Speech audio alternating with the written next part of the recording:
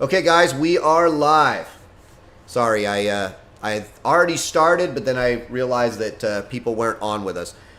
So we are live. I'll wait just if you guys can hear me and everything's good, just drop a 1 in the chat. Let me know that you guys are hearing me. Today, what we're going to be doing is talking about where the misconceptions that people have surrounding the use of various tools, especially the prong and the e-collar, and how people have this misconception out there that these devices make the dog worse, where these come from, and why they're actually true. They are 100% true, right? A lot of these misconceptions are based very much in reality. So I call them misconceptions because they're not actually like a misconception in that they're completely wrong, but they are a misconception in that people misdiagnose the problem. Right? They say, well, I used a prong collar, I used an e-collar, my dog got worse. Therefore, the prong collar and e-collar is the reason that my dog got worse, right? All right, good. Okay, everybody. I see those ones in there.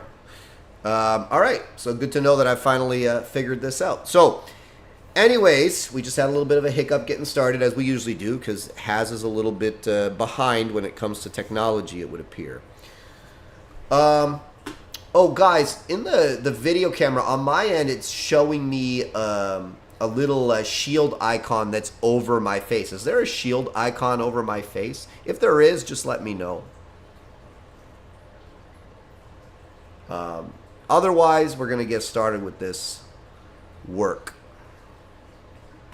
So I'm gonna start a video for you. So if you check my YouTube channel, you'll see that there's tons of videos on reactive dogs, reactive dog training, videos of before and after with reactive dogs, so on and so forth. What I'm going to, so I guess I must be the only one seeing the icon. And maybe it's just something that YouTube Studio is doing for whatever reason. There's like an icon like hovering over my face. Interesting. Okay, good. Well, I'm glad you guys aren't seeing it. Anyways, let's watch this for a second. You guys can quickly watch this, and then we'll jump ahead here. So look at that, right? That moment. See that dog's face, right? You get that redirection. This is before, right? So this was a guy that came to us for a private session. He actually took our online course, so he actually had pretty decent obedience on his German Shepherd. The problem was that when she saw their dog, she just got so spun up. As you could see, she lost her mind and would get to the point where she would, redirect on him, and she just, went completely out of control. And you can see there, he's giving her leash checks, and what happens? Now, she's a nice little female, so she doesn't actually, really come for him. Some people aren't so lucky, and the dog does 100%. Like, that level of intensity and frustration and nervousness and excitement, it's all wrapped into one, right? So look, the leash check, and he's barely able to even leash check the dog because she's like so hard at the end of the leash there, right? And there you see a little bit of the reactiveness there. So sorry, the redirection there. And there's bald Haz. Maybe I'll be bald again soon, but not yet. Anyways. So, let's talk a little bit about where people... So this is... The reason I chose this dog was this dog is exactly what people do. This dog is exactly where that misconception about these tools come from. This dog right here. She is exactly where the misconception surrounding these tools come from, right? The e-collar, the prong collar, whatever collar you want to come up with. I tried this. It made my dog worse. Now... Instead of correctly diagnosing the problem, as we already discussed, what a lot of people do is they say, okay, well, the tool made my dog worse. No, the tool just exposed what was kind of already there to some degree, right? And what you did was you have to understand that the e-collar and the prong collar are primarily tools that are negative reinforcers, right? They are negative reinforcers. So what you have to understand about negative reinforcers is they exist to create behavior. A lot of people think of negative reinforcement as a way to stop behavior. That's what their misconception is. Oh, I'm going to use negative because it's the word negative, right? I'm going to use negative reinforcement to stop behavior. It's like, no, you actually use negative reinforcement to create behavior, right? I don't know if I'm going to get into the science of it too much, but just cliff notes here. Positive reinforcement is giving the dog something in order for them to do something nice. Negative reinforcement is the application of pressure until the dog does something desirable, right? Like that's the real simple way of explaining it. So to make it even easier, your dog sits, you give him a hot dog. That's positive reinforcement. You want your dog to sit, you pull up on his leash and collar until he sits, and then you release the pressure. That's negative reinforcement, right? But in both circumstances, you're either strengthening a behavior or you're creating a behavior. Let's say the dog didn't know how to sit and you pulled up on its collar until it put its butt on the ground and you release the pressure. You're creating a behavior. But in either way, you're either strengthening a behavior or you're creating a behavior. Positive and negative reinforcement are both used to manufacture something, right? Punishment, on the other hand, is used to remove something, right? So what happens is a lot of people take these reinforcement tools, the E-collar and the prong collar, primarily tools in that are used as reinforcers, right? Unless you really know how to use them. And they try to use them to punish a behavior. But instead of punishing the behavior, what do? They negatively reinforce an alternate behavior, right? Whether that behavior is the redirection that we... I don't actually have a proper video of a dog redirecting on the handler, like not with me anyways, just because usually we stop it. This was just a video I said, hey, let's see how she is. So that little whoa she did at him, some dogs will turn and bite the leash, some dogs will turn and bite the handler. A lot of you guys, I'm sure, have already experienced that, right? So when you are trying to punish the dog with an E-collar or a prong collar for the act of being reactive, what often happens is you basically negatively reinforce an alternate behavior. That alternate behavior can be anything from the dog looking at you, the dog biting the leash, the dog barking at you, the dog biting you, the dog lying down, the dog running away. There's all sorts of alternate behaviors your dog may make the decision to perform when you apply a prong collar or an E-collar to the dog in the state of reactivity.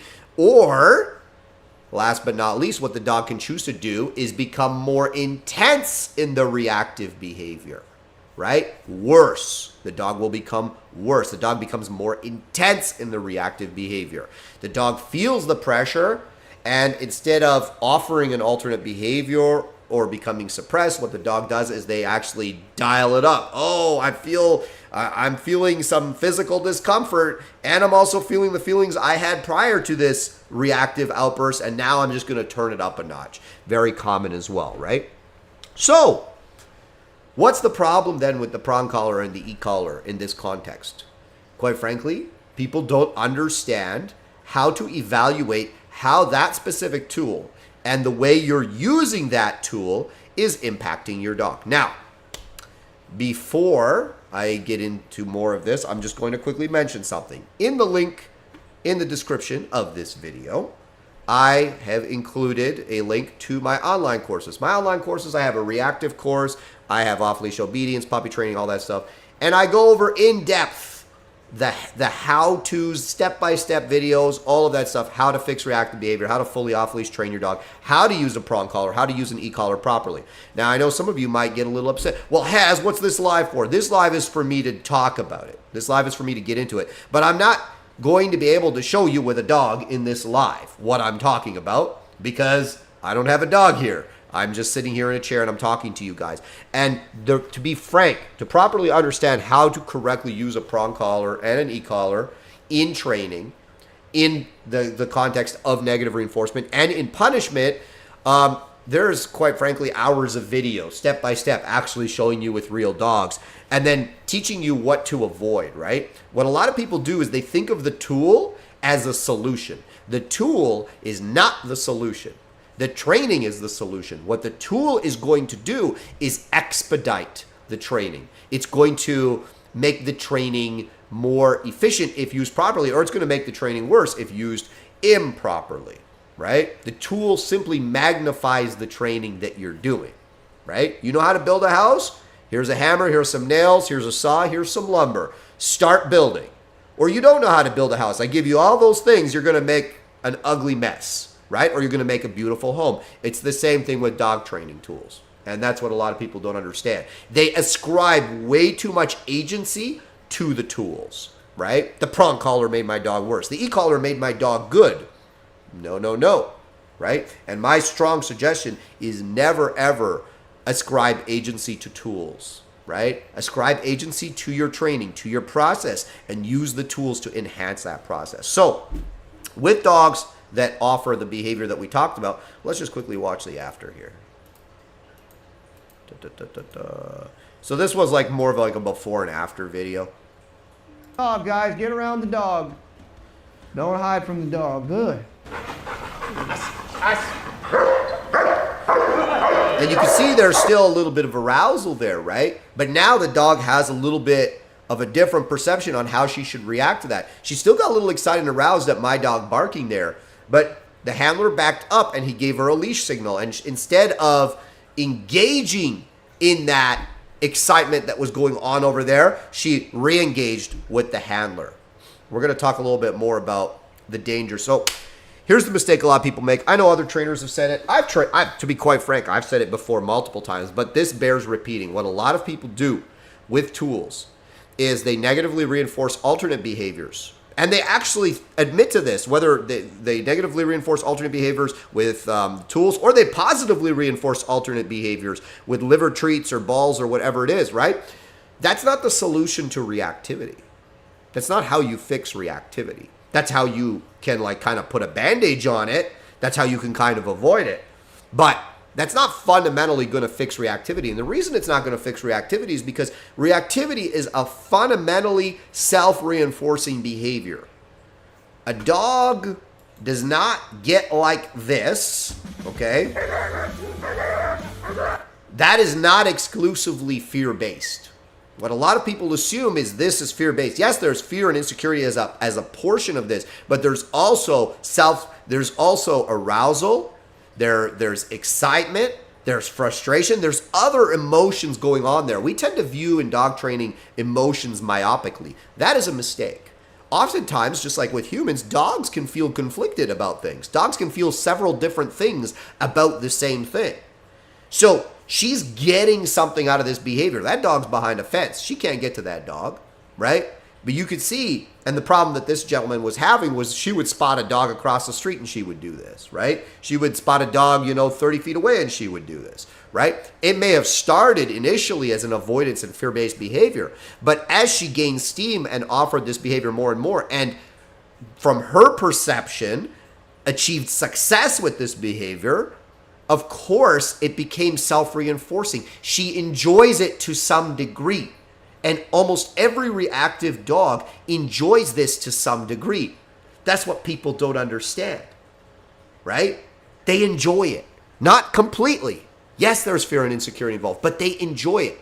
So, if you're getting the dog with positive or negative reinforcement to offer an alternate behavior, right? Are you really fixing the problem? Because the dog enjoys the problem. It's like a dog that chases, my go-to analogy, dog chases squirrels, right? I can negatively reinforce that dog into an alternate behavior. I can positively reinforce that dog, depending on the dog, into an alternate behavior. But did I fix the problem of chasing squirrels? No, because the dog still wants to do it. It's a self-reinforcing behavior, right? So the dog's still going to make that choice to do it if they have the option, if they have the chance, if there is a window of opportunity, right? The solution to undesirable behavior that you actually want to make go away is positive punishment, right? Because the dog gets something out of it. You have to make the cost of performing that behavior significantly higher than the value the dog derives from offering that behavior, right? And what a lot of people think when I say that is, oh, use a different tool or use the tool harder. And sometimes you're right, but also sometimes you're wrong. You, as the trainer, as someone that's handling the dog, needs to be able to look at the dog and say, what am I doing and is it making it better or worse? Do I need to look at a different tool? Do I need to look at my timing? Do I need to look at my intensity? For some dogs, certain tools are just completely, they're either poisoned from previous malpractice or, quite frankly, for that specific type of dog, that specific nervous system, that specific mental, that specific mentality and breed per se of dog, that tool is not a good tool. And we need to use something else to get our message across, right? But what a lot of people do is they create alternate behavior. So let's talk about the second type of person. We talked about the first type of person that creates a dog that redirects onto them or becomes more intense in the behavior, and then they say that the device makes the behavior worse. But there's a second type of person. The second type of person achieves success initially, right? They do something to the dog with those devices, with the prong collar, with the e-collar, the choke chain, whatever, and initially the dog stops, right? And maybe the dog starts offering an alternate behavior that is deemed as more desirable. He sits and he looks at you. He lies down. He goes and heels next to you, right? And they say, excellent, I fixed the problem. And then what happens is they ignore tons of other small markers of the problem. They ignore a ton of other precursors and behavior signals that the dog is showing in proximity to other dogs like this. Where was it? Let's find her again here. Don't hide from This, the dog. this behavior right here. Hold on. Right? There. That behavior right there. Right? Interest, excitement, arousal. Not excessive. Small right now. But if left unaddressed, that will become worse. Right? So what a lot of handlers will do is they'll initially see success with the device. And they've done just enough with the device to manufacture an alternate behavior. By the way, your dog stopping barking is an alternate behavior, right? So here's the thing, right? Oh, hey, Larry. Good to see you. Hope you're doing well. Right? So here's the thing. That little thing that she did didn't seem like a lot before the handler re-engaged the dog with him, right? That little behavior didn't seem like a lot, but believe me, if left unchecked, if ignored, that time it wouldn't have resulted in an explosion, right? That time it wouldn't result in an explosion, but maybe 10 times later, if left unaddressed, that would become significantly worse, right? That would become worse, and that would start to escalate again, right? So a lot of people ignore the sparks because they perceive that the fire has been put out, but the sparks are still there. And if you ignore those sparks, guess what? The behavior's coming back. And guess what? Because what you're doing now is you're adding pressure to the dog to force the dog into an alternate behavior, the sparks are still there and they're slowly catching fire again. And what happens is when the behavior does come back, it's going to come back probably way more intense than it was in the past because now the dog is learning through a period of desensitization. You're basically desensitizing them with all the pressure that you're making, right? You're desensitizing them to that pressure. And what you see is the behavior is going to come back with significantly more intensity because that's the level of the behavior. That's the level of behavior the dog perceives as necessary to come through the pressure to still offer that root behavior that you thought you initially addressed, right? So you'll get two types of people. The one that right away they see problems using those tools, and then the second one, right? The second type of person, the one where the dog will sorry guys. Yeah. The one where the dog will initially be good and then it'll come back with a vengeance later on, right? So really, really important, guys, to understand these fundamental things, okay? So just because you see initial success using the tool, especially this, keep this in mind. When you first start using a prong collar or an e-collar, your dog is sensitive or more likely to be sensitive to these devices. So you're able to use them in a, let's say, a more subtle way, right? A way that, and let's face it, most people love their dogs, right? Most people care about their dogs. Most people want to do just enough to make it stop and not an inch more, right? From their perception. because they love their dog and they want to be nice to their dog and they're just desperate for a solution to this problem. And they saw that guy on YouTube that uses a pinch collar or an e-collar, and the dog was reactive and now it's not. And they said, oh, it's the e-collar is the solution, right? And they put the e-collar on their dog and they're like, okay, let me just use it on maybe 20 and maybe this is going to be enough. I'm going to use it and make the problem go away. And oh my God, it worked. And now my dog's better and I don't need to use it anymore. And then they take the e-collar off and they touch it and they're like, see, look, 20 doesn't even hurt. You know, oh, it doesn't even hurt. And they get to feel really good about it, right? I don't engage in all that nonsense. Why? Because I know where it goes. I know where it goes. I see your questions, guys. I'm going to jump into those questions in a second. Let me just finish my little rant here. So let's watch the rest of this because I actually haven't watched this in a while. A little bit of arousal there. Not a lot, but a little bit, right? Always praising her when she makes good choices. Again, a little bit, not a lot. Just a tiny spark of it there, right? This behavior all comes from somewhere, right? Like that behavior comes from somewhere. You could see if this was exclusively fear-based reactivity, this dog would be a mess right now.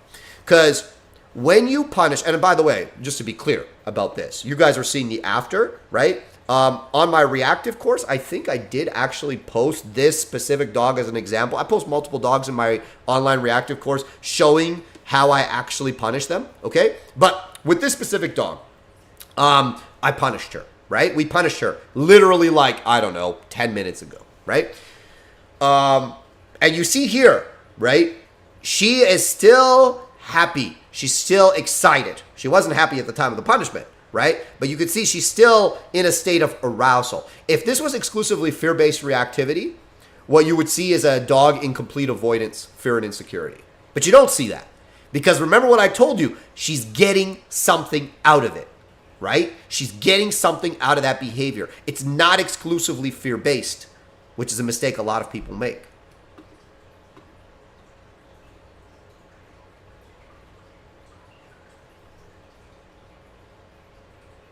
Let's see. Yes!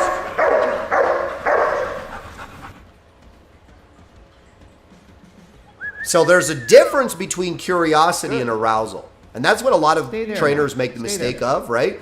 And a lot of handlers make the mistake of. When is my dog being aroused and when is my dog being curious, right? I never allow reactive dogs that I'm training to offer any kind of arousal towards other dogs. Little arousal cues, right? But then there's also honest curiosity. I'm always okay with curiosity. I'm okay with my dogs looking around, right? I'm okay with my dogs just engaging in the environment and looking around and being normal dogs. But there's a difference between that and fixation and unhealthy arousal towards other dogs. That's where your trainer's eye comes in. That's where your ability to differentiate between just curiosity, looking, versus staring, fixation, arousal.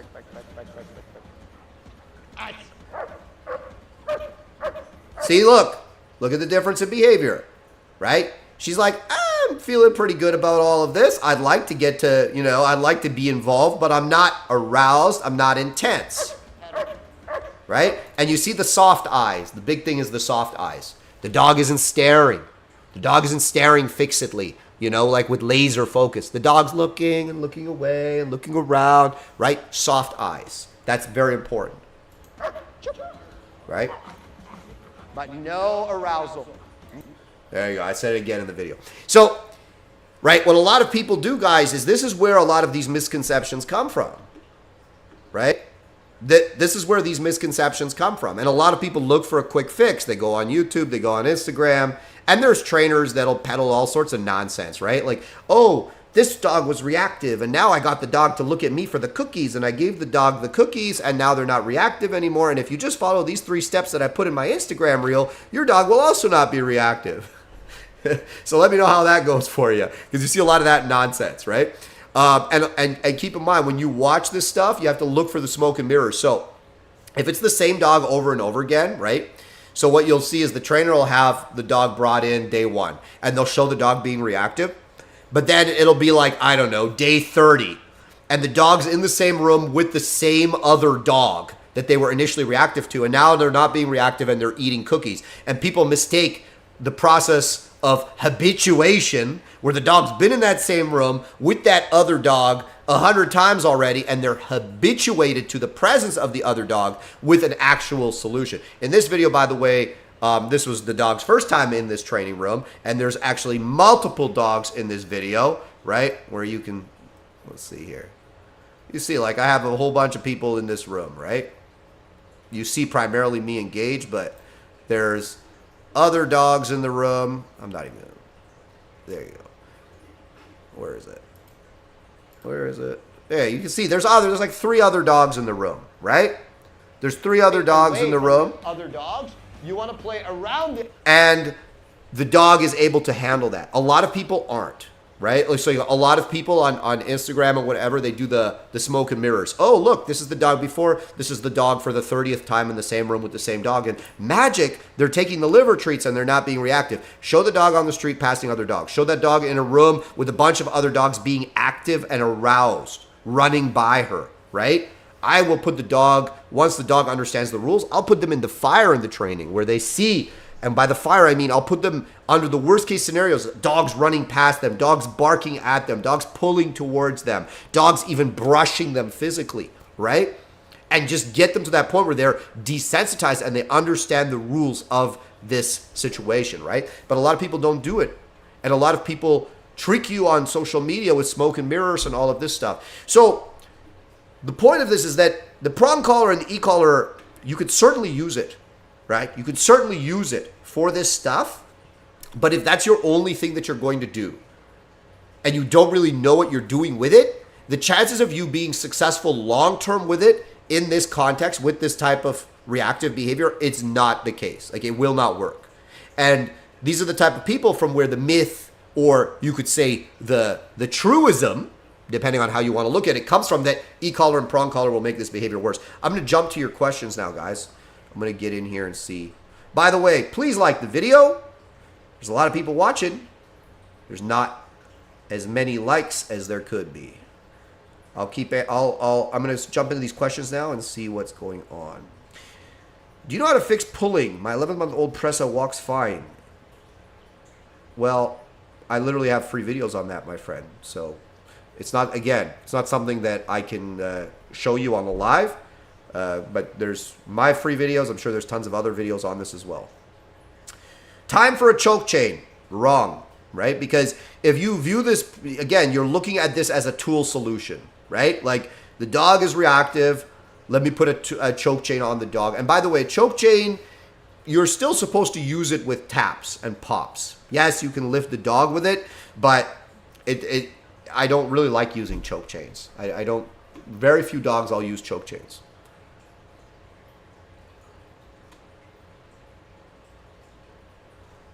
Like yelling at a child, negative reinforcement, but still got attention. Am I wrong? Not particularly. That's a good analogy. Yelling raises emotions and arousal. It's best to stay neutral during corrections. That's not true. That's not true. I don't buy into that. There's this idea out there that you should just be this emotionless, giver of reward and punishment. That is, reward and pressure. That's not true. That's not true. I'm very emotional when I reward my dog, and I'm very emotional when I correct my dog. There are times when maybe being too emotional is not productive, but in many cases it is. Dogs are social creatures. Dogs are pack animals. You letting your dog know that you are upset with them about something is not wrong, as long as you're able to stay within your faculties. I'm not talking about you're freaking out and getting angry and, doing regrettable things. I'm talking about you letting your dog know that this behavior makes you upset. My dogs know when I'm upset, my tone of voice, my body posture, all of that stuff. When you get new dogs for board and trains, do you immediately correct them for reactivity before starting obedience training? Sometimes no, right? Sometimes no. Because some dogs, they're just so over the top with the reactivity that a correction is not very productive at that time. First, we need to teach them some fundamental things, get them where we want them, then we'll jump into all of that. And some dogs, yes, because the reactivity is not actually that severe, right? It's just It's just a little bad behavior they've picked up. In the owner's eyes, it's a big problem. But for us, we can recognize that the behavior is actually not that intense and the dog's really not that committed to it. And we don't use any tools for the majority of the time when we correct these dogs. Direct from the handler. And usually the first time it happens, the dog's like, what? Really? Oh, you don't want me to? Okay, I guess I won't do that. Right? Like no one's just ever made it clear to them, hey, I don't like that. Don't do it anymore. Right? And of course, you have to repeat it a few times. But typically, we don't even use tools for that. Let's see here. So do we correct until the sparks aren't there anymore? Yes and no. Because look, I know I'm going to piss off a lot of people. Oh, Haz isn't being straight. Because here's the thing. If I tell you to do that, correct every spark, a lot of you are going to over-punish the dog, over-correct the dog, and you're going to create this like scared shell of a dog that tiptoes everywhere. That's not the goal. We want dogs that are happy, that are open, that are neutral. We don't want dogs that are just afraid to make a mistake every single time. I don't mind my dog being afraid to be reactive. That's not something I have a problem with, by the way. So like, a lot of people are like, oh, your dogs only listen to you out of fear, right? I'm like, okay, so why does my dog play with me then? He doesn't have to do that. He should just sit next to me and shiver, right? Like almost every dog you see that us training, whether it's a Pomeranian, a Great Dane, a Shepherd, whatever you see, you will see us playing with the dog and engaging with the dog, right? And the dog is engaging back with us. That's cooperation. Dog, you cannot force a dog to play with you, right? The more you try, the more they're not going to want to play with you. Dogs have to play with you. If they dogs can only play with you from a voluntary perspective, right? It's the ultimate form of cooperation, as a great trainer once said, right? And I love using that quote. I don't know if he said exactly that, but I'm paraphrasing him. Anyways, point B. So it's not exclusively fear, right? But fear has to be there to some degree, and not fear like just of you. A lot of people, again, we're viewing my emotions myopically. I'll give you an example. Like I had a dad. I love my dad. He's still here, thank God, right? Strict sometimes, but also like a very easy guy to talk to. You know, he loved me, cared about me, made that very clear. But I was afraid to do certain things if I knew he would find out that I did them, right? Like I wouldn't do certain things around him. Or I just wouldn't do certain things, period, because of my concern that he would find out and what the repercussions of that would be were far outweighing any benefit I would have derived from doing those things. Was I afraid of my dad? Well, generally, no. I mean, I love the guy. Still do. Going to go see him in a couple days, actually. But I was afraid of him in specific contexts. It was healthy. It's good. Children should have that towards their parents.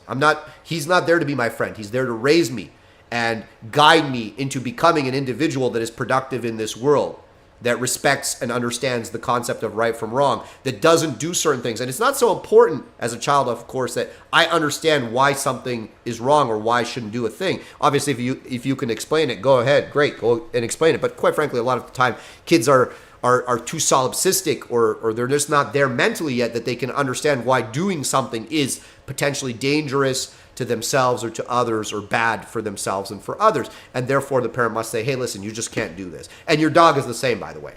I can't sit my dog down and explain to them why being reactive is bad and dragging me on the leash is bad and not coming when you're called is bad and attacking other dogs and other human beings is bad, right? I'm just going to have to say, listen, dude, you can't do this. It's not allowed. Just trust me on it, right? I can't explain it to him, right? So it's the same with dog training. So is my dog afraid of me because there is a consequence for bad behavior? My dog is afraid. I would say that my dog is afraid of performing that behavior around me. I've created inhibition towards that behavior. But is my dog just generally in a state of fear? No. Because again, that would be viewing my emotions myopically. Let's see. What online course do you have to teach a dog focus, obedience, play only on the handler in different environments? So I go over play in my elite off-leash course. I am actually coming up with a special play course because people seem to want this separately. So I'm going to come up with that. Oh, sorry, guys. I scrolled down by accident. Yes. But fundamentally, play is very simple. I think people overcomplicate it. You can literally, if you go watch that last video I put up of like the Great Dane or Arlo, the Fearful Bully. I got a video I'm going to put up of a little Pomeranian shortly. You can see that we play with all these dogs, right? It's not that complicated. It really isn't, right? And I think a lot of people overcomplicate play. And what you have to understand with play is you have to look at the dog in front of you. You have to say, okay, what is it that this dog likes in the process of playing? Is it the fetching? Is it the tugging? Is it, engaging with me? Like, what is it? Is it holding the object? There's a lot of different pieces to play that dogs can derive tons of satisfaction from more than other pieces. And the mistake is forcing the dog to perform a type of play that maybe is rewarding for a different type of dog than the dog that you have in front of you, right? So you have to be able to look at your dog and be like, what is it? Like, I got some dogs that we play with that they're a little bit more like they like resource guarding and they like possessing the toy.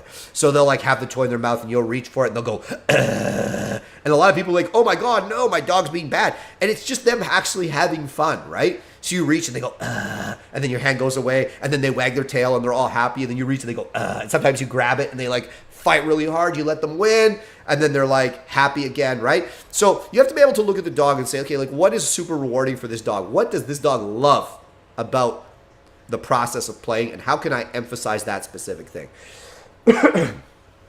Let's see here. Hidran Schwartz.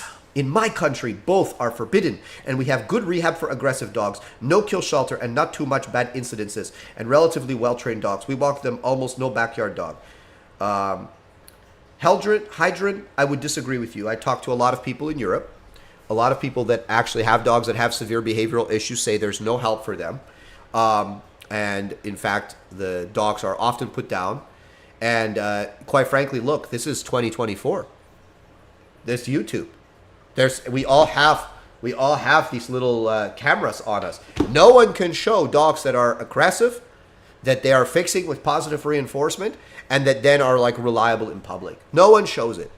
No one can show even a dog that is reliable in public with just positive reinforcement. Now, listen, I know a lot of people in Europe are doing other things to punish the dogs, but they're still doing the same thing. But because it's 2024 and we have modern training devices, we don't need to go back to the old ways here yet. Now, of course, if they ban them, then of course we go back to the old ways. There's a lot of people, a lot of things in Europe. Listen, when you make things illegal, it's not that people stop doing them, right? Especially if they feel like they have to. It's just that everything goes underground, right? And people resort to more archaic methods. So there are still aggressive dogs in Europe, in Western Europe, where these certain devices are banned. And there are more, and there are many dogs that unfortunately there's no behavioral solution that is available with the cookie training there, right? It just doesn't, it's just not there, right? Like I don't know what to tell you. There's a lot of claims. There's never any evidence. And there's a ton of people. I have a ton of students, online students in Europe that train with me. And, they do what they got to do. They do what they got to do. That's all I'm going to say about it. But I appreciate your comment. The correcting video with Victor was helpful and intense one. Oh, you're talking about in the online course. Exactly. And I showed you guys something that's more on the upper end of the spectrum, right? Is it reasonable to expect that a hard bloodline female, think Chico, can be reliably safe around friends and family who are clueless about dogs with effort into training and selection? Of course. But a hard bloodline, listen, when you speak about hardness does not reflect on the sociability of the dog. Chico's a very hard dog, but he's also quite a social dog with people. Like I have him loose around people all the time, right? He's a hard dog in that means he's very resilient to pressure, both external and internal pressure. That's what we say. That's what we mean when we speak about hardness in a dog. How do I get my dog more confident? She doesn't like people and growls at them, but is just scared. You got to get your dog out in the world and you got to teach your dog that fundamentally what they're afraid of isn't going to happen, right? Which is a negative interaction. They're afraid of people, right? So the more you force interactions with strange people, the more your dog's going to become afraid, right? Kind of counterintuitive a little bit. You got to show your dog that there isn't going to be any negative interactions with people and that, there's other things that he or she can do, right? Instead of being just in this state of terror and fear. Elite member here. I am working on the secret sauce power module. I don't know what I'm doing wrong with my Aussie. He doesn't bark when I block him from the food reward. He doesn't want it enough, Drew. Right? This person's talking about sport training, right? If he's not barking for it, he doesn't want it enough. If he's not vocalizing for it, he doesn't want it enough. He's not giving it 110%. Go to the toy. Try with the toy. See what happens.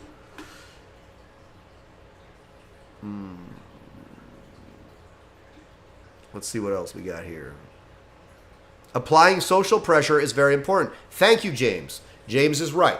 So when we speak about being emotionless with the dog, what you're basically saying is I'm going to be completely neutral, right? But social pressure is huge. These dogs have been domesticated for thousands of years to react to social pressure, right? In many cases, shepherds herding their flock. Why do you think collies are so sensitive, right? They bred them intentionally like that. They selected for dogs that were very sensitive to pressure, because when the dog gets away from the shepherd, right, before electric was invented, they had to use voice to control the dog, right? And they could make pressure with their voice, and they could release pressure with their voice. And yes, there was other things they did with, sticks and lines and so on and so forth. But fundamentally, right, these dogs had to be super, super sensitive to the pressure from the handler. So the handler could be like, lie, and the dog is 100 feet away and goes, oh, okay, I better lie down, or whatever it is.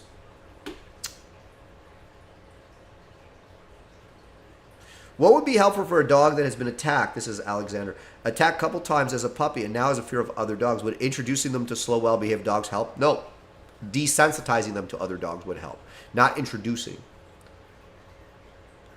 Hey, love your channel. I have a 5-month-old Russian Doberman from a kennel called Pride of Russia. Congratulations. At what age should I start seeing him show protective instinct? What's protective instinct?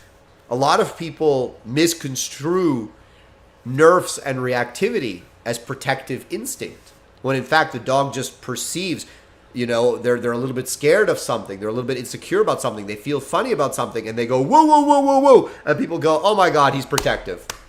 He's not.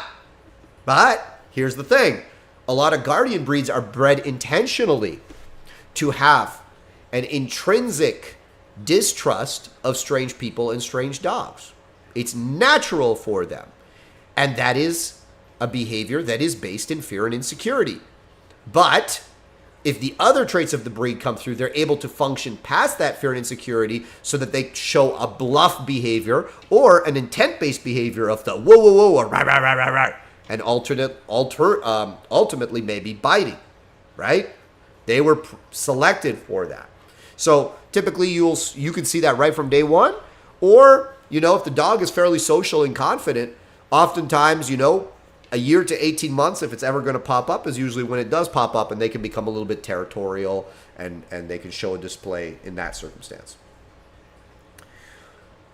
How do I direct the food drive to the ball drive? Drew, I want you to ask that in the Facebook group because I'll answer it there. Uh-oh. I hate when this thing just skips down, because then I have to scroll back up. Thank you, Randall. And by the way, guys, I'm just skipping past all the hey, how are yous and love your stuff type comments, just because I'm trying to get to the meat of everything, but I appreciate all the positivity.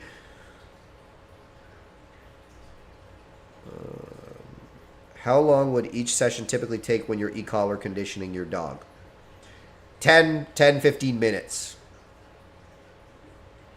Whining, how to stop it. Watch the video of you saying you had a whining dog and you'd put pressure on him until he stopped. He doesn't seem to be working for me. Have a whiny Doberman.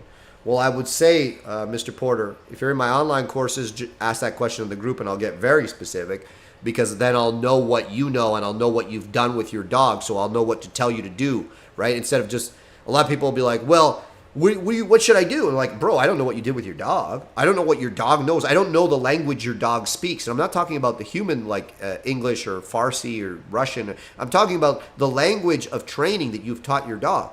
Because then I'll know what to tell you to do to make the behavior stop. But fundamentally, if you're putting pressure on your dog to make him stop and he's not stopping, are you really putting pressure on him? Or are you putting pressure on him in a way that he understands?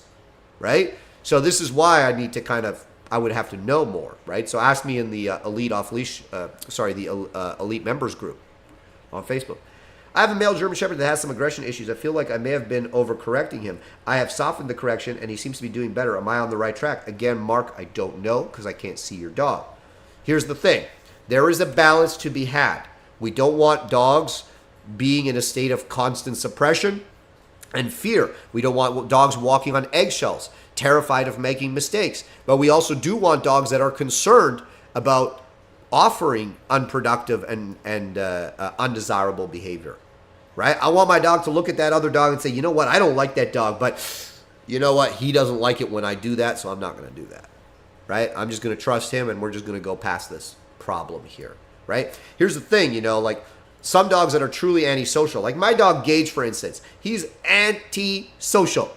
Right? He's antisocial, low threshold, high arousal type dog. He is just the poster child for what a reactive dog is. Right? You see me trial with him the first time he goes into the blind, he's all hackled up. I take him out, around in a new parking lot, and there's people there. He'll be all hackled up and mohawked up. That's just who he is fundamentally, right? I'm never going to make that dog love strange people and love strange dogs, but I don't need to. I just need to make him behave around them and have him understand that certain behavior is completely unacceptable and will under no circumstances be tolerated by me. But he is comfortable because he knows how to avoid the consequences. The only time he gets uncomfortable is when he's really thinking about engaging in that behavior that he knows he must not engage in, right? And I'm very comfortable with that. Let's see here. Board and train. Any idea why Remington was dog reactive when we dropped him off for a board and train, but not at home? It could be, Matt, that he was a little more insecure, right? He was away from mommy and daddy, got a little more insecure. So, you see some reactive behavior maybe pop up that maybe you weren't seeing at home, right? Maybe just the dogs around here. A lot of active dogs, a lot of excited dogs, a lot of hard chargers that we have here at Shield. So could be that those ones were setting them off. But fundamentally, it doesn't matter. The rules are the rules. So Larry, sorry, Larry, I didn't see your comment. I would have jumped to it because that's very true. So Larry goes, same here, has ton of my online clients in Europe being failed over and over. So Larry Crone, for those of you that don't know, check him out on YouTube, guys. He's got a lot of great stuff. So Larry's talking about what I was addressing earlier. We had, I forgot your name. I could scroll up and find it, but there's a lot of comments here. We had the European lady on here saying that, these are forbidden in Europe, but we don't need them because the training's so good here. And I and other trainers that train online and that deal with people internationally are here to tell you that it is not fine. And there are many problems occurring in Europe. There are many dogs being put down. There are many dogs being failed and isolated and left imprisoned for their life, basically, and not given the freedom and the life that they could have if they were trained in a balanced and meaningful way, right? This is happening. They will tell you, oh, no, everything's good. They will never show you video. They will never show you video of a dog like this and then that dog in the same environment, right? Like that dog not being reactive. They can't show it to you. They can show you a habituated dog. They can't show you a dog that's truly gone from being reactive to not reactive. Right? And that's just reactivity. We're not even talking about the more dangerous stuff, right? Should I correct my dog for getting aroused even if a dog is pulling towards him and barking? Well, Soren, think about how many dogs you're going to run into that are going to lunge at your dog, bark at your dog. Why should your dog be reacting back to them, right?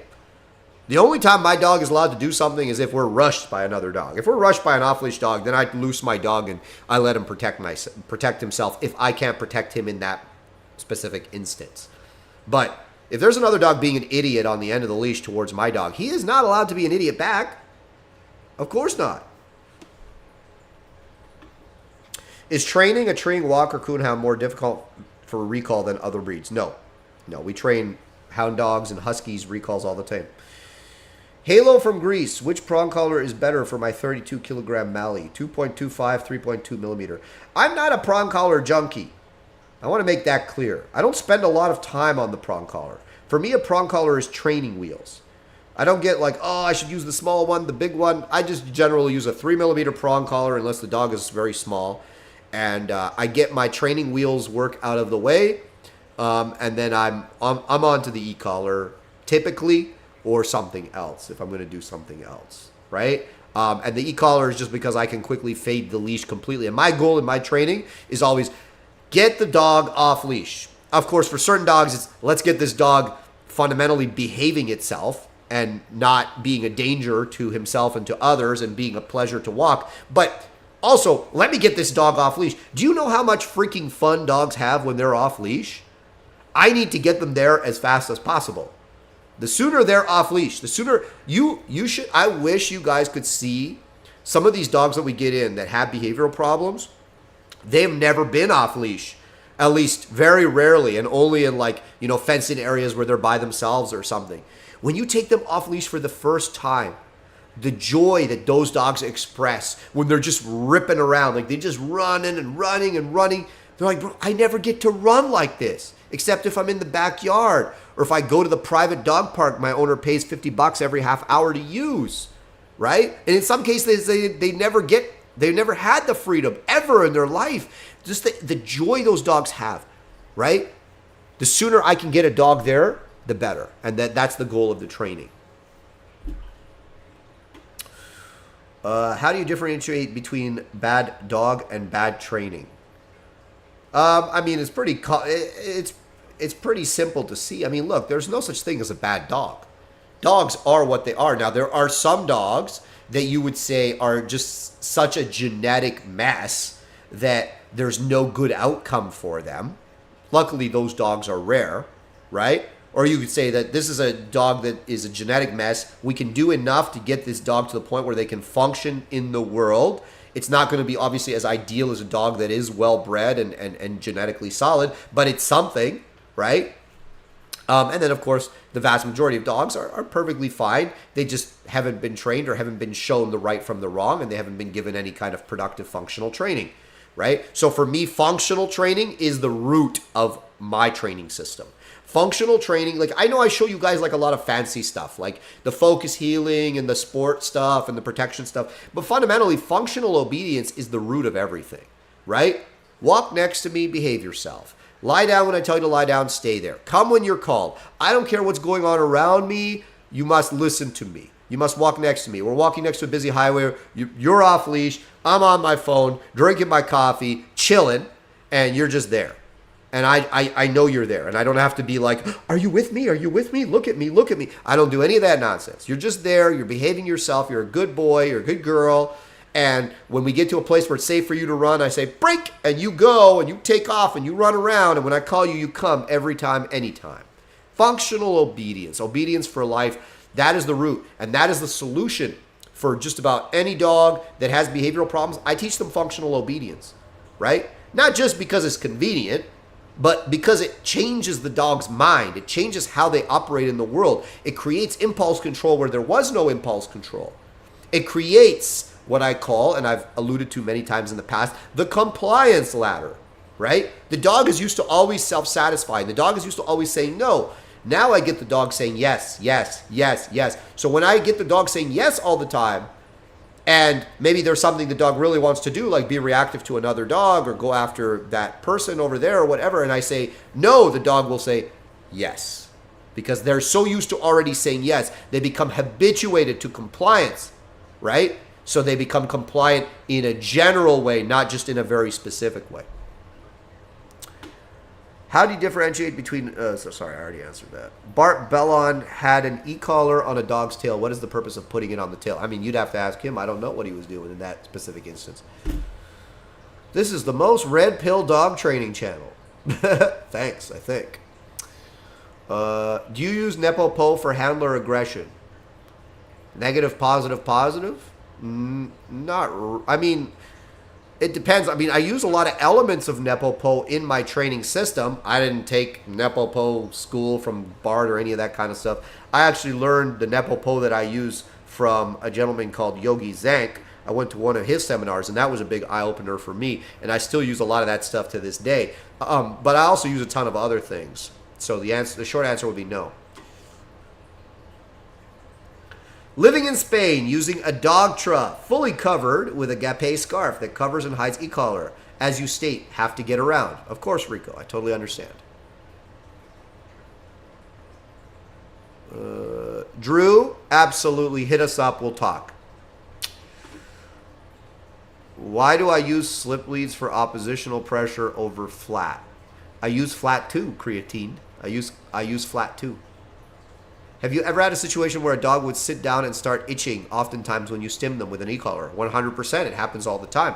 And that is an alternate behavior.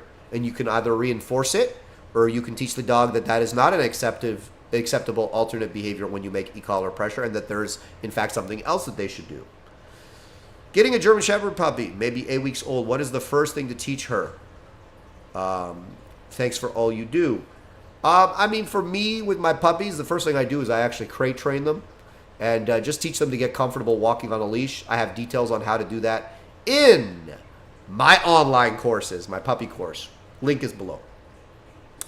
Watching from Liverpool, UK. Want a Caucasian Shepherd. I've had dogs for over 20 years. I'm doing my research before I get one. Are they as hard to train and handle as people say? Well, they're not the easiest to train and handle. You have to know what you're doing.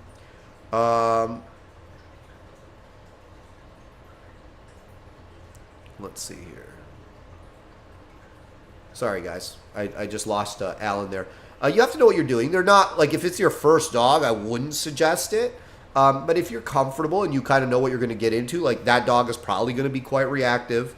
You're going to have to know how to deal with that. I mean, it's bred into them to be that way. He's probably not going to be social with other people and other dogs, right? Again, he's bred to be that way. So as long as you're comfortable with all that and you're ready to handle all of that, you'll be golden.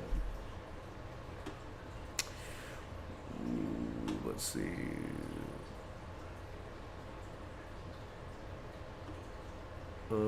What age do you usually start e-collar training? There is no magic age, Brad. It's when the other work is done and I'm happy to move forward, then I'll use it, right? It just has to be there. Like the foundation for me has to be there. Like, I do a lot of training with my sport dogs. I usually do like 6 to 10 months of training before I ever use the e-collar in the sport training context. And with my functional dogs, again, like, I just have to see certain things in place before I use the e-collar. Because again, remember, the e-collar is just enhancing what's already been done. Thoughts on flea and tick chemicals? Do you use them on your dogs? 100%. We have a lot of ticks around here. I personally use Advantix Multi. I've never had a problem with it, so that's what I do.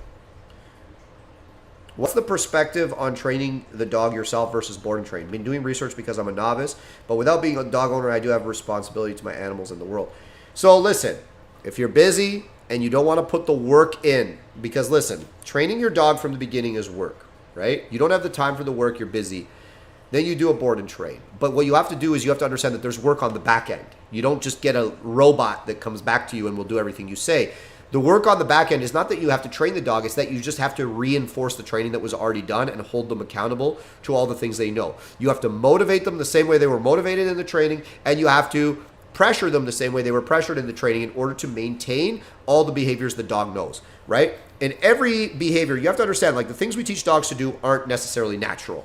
It's not natural for a dog to sit and stay, or to heel next to you, or to come when called, or to leave a piece of smelly garbage alone on the ground when you tell them to leave it. We manufacture all these behaviors.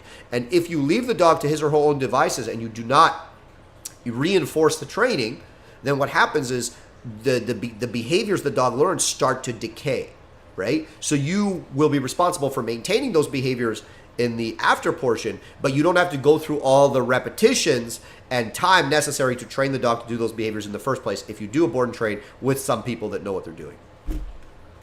If a growl escalates to a bite during play and is punished firmly, that may turn the dog off from engaging in play again. Does resource guarding need to be punished first outside the context of play? I would say if your dog is escalating to biting you during play and growling at you, you know, you've got problems other than play. It's not a play-based problem, right? It certainly should be corrected, and if your dog is generally resource guarding around you, you should be addressing that as well. There are people on a reactive dog thread on Reddit that would choose behavioral euthanasia over balanced training and the e-collar. It boggles my mind. It does not boggle my mind, Kat. There are many people that would choose to destroy their dog's life, kill their dog, or have their dog live a shadow of the life that he or she could live in order to maintain the ideology that they go through the world with. They have a ton of, what's the word? They are very often weak people. They're very fragile people. You'll find that even though they always are online going on about how this is abusive and that's abusive, you'll find that they actually often treat the people around them in a pretty bad way, and they often treat their dogs when no one's looking and the camera isn't on in not so nice of a way, right? They're very dishonest individuals, and they're 100% willing to kill their dog rather than do something that violates their own ideology, because they're fundamentally selfish and solipsistic and weak individuals.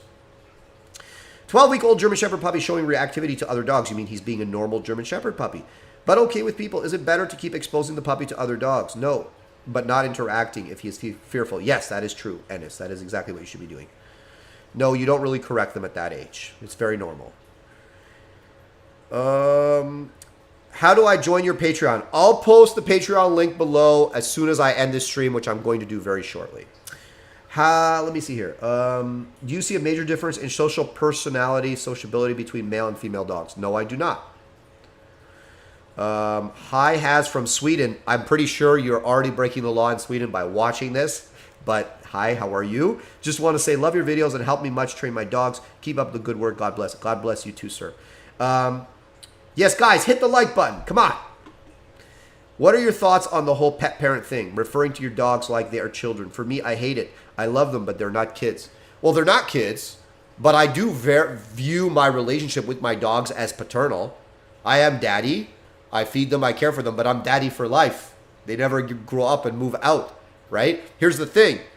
When people say pet parent, usually these people don't know how to raise kids either. They're their kid's friend. I'll be my kids' friends when they're older. When my kids are kids, when my kids are like on the level of a dog, right? When they're like toddlers and little, right? And they don't have a lot of, let's say, higher cognition occurring, and they're very instinct-based and impulsive, right? I view it the same way. I think like they say like the smartest dog's like what? Like a 3-year-old child or something, right? So, or a 2-year-old child. So I actually don't have a problem with it, but the problem is where that comment's coming from. Can you train a dog to do on-leash fundamental obedience in 2 weeks? Yes, you can. Let's see here. My dog gets nervous, tail tucked, scared at different places. I've been bringing him places and having him lay on places or down next to me to be calm. Question is this productive and a good idea? I mean, it could. It doesn't hurt. Here's the problem. When you try to get a nervous dog to just like lie down and be calm, that's actually not generally the solution, because that is a behavior that is like very like low, and it gives the dog actually more time to like think about the environment and get into their own head about everything and get worried about everything. For me, I actually keep those dogs moving a lot, and I try to get them a little bit more hyper, right? That I think is a better way for them to interact with environments that they're afraid of. Do I have a tracking course on my website? Yes, I do. I have a very detailed tracking course on my website where I guarantee you I'm showing you stuff in my online tracking course, and I'm not saying this to sell it, that no one else shows, right? I'm showing you how to use an e-collar in tracking. I'm showing you how to use the pinch collar properly in tracking. I'm showing you how to do tracking with none of those devices, right?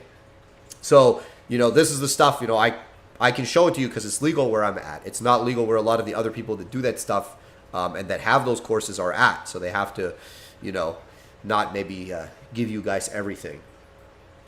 All right, guys. Time for me to go break my fast. Nice talking to all of you. Appreciate you guys jumping on here. Like the goddamn video, please, and thank you. And I'll see you on the next one. Online courses below. Patreon, I'm going to post it below as soon as I'm done this video. I'll see you on the next one.